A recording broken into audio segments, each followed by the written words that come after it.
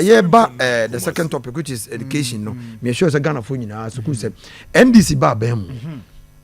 Ye nyina ye hu say ye man panyin obe say isuku sem no say no. Ayadwempo bi no wafa. Ena enum guase bi no obesuku na kanye sa. Abranti ye omo friend Mr Happiness yi ba yi. Nipa wo gu professors and mass doctor for the mass catch say passport is Dutch passport is more important than PhD need and then oba so come panyin no. And I say, you don't give such people that kind of hearing.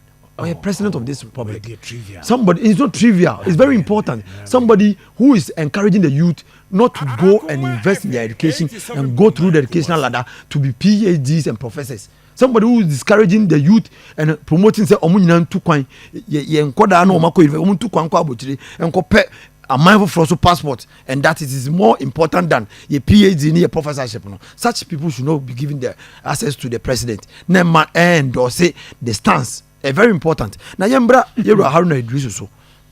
Media adeba kwa yemi ya. And say yeru John Dramani Mahama bra no obo and to aba be man penyini. Okache ye nnuano mo nkwada o mo school teacher training for say onim problems are mo face. He knows the problems. I know all the problems you have with your allowances and everything. And we are going to come and make things better for you.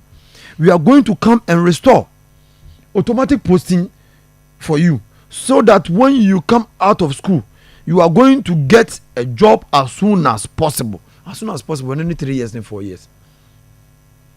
This is a man who promised the youth, teacher trainees, that this is what I'm going to do for you. Obaye, what is he doing? Apart from Hono, nursing trainees, and all of them are demonstrating, they are all screaming, and now they are telling the president, say, we are citizens and not slaves. Akoma FM, and he is risking our health as a country because Akwadanu hospital akwakoya adwuma ya adwuma wi ya postu na o ya adwuma na wuntu ya ne ka no adwen papa be na woni tirima o de hwe ye nwanum a omo yade omo da hospital ahodo no. And when we talk about the president and the Haruna Iddrisu in sense ma o ye ene na bubu a o bo adan da nyina wo ka kire say won ye waye ne bibia the finance minister ene ye pepe ene wontu ya nkrofo ka. How do you blame these people?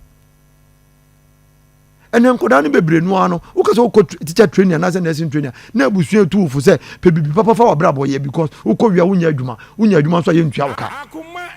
This is how bad the situation has become. Now the former education minister and say o de gu akwan mu the policies and programs of the baye. Now the new education minister to the extent that even double track system no na a temporary measure ye de baye na ebra ye man panyini bon to ka kire say ono oba because there's no dedicated funding for free SHS ono oba you make sure say part of your oil money and or they be funding free SHS to make sure say they will have a dedicated funding 1.5 years on. Why is it that dedicated funding? Why are we now going to borrow money just to make sure say double tax system is out? Why this is a man who was an opposition leader. Okachire said, "Oba, or the oil money, part of the oil money is going to be part of that dedicated funding. No, the Bible board free SHS. Now, why are we going out there in the name of Ghana to go and borrow? Why?"